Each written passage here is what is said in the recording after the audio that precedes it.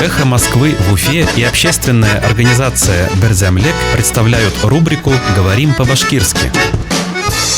Азбука. Элифба.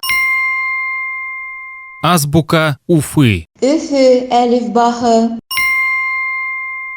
Азбука Уфы. Üfü elifbahı.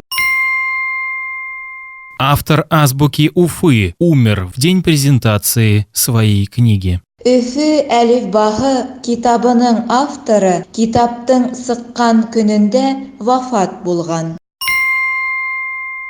Автор азбуки Уфы умер в день презентации своей книги. Üfü elifbahı kitabının авторы китаптың сыккан күнендә вафат булган.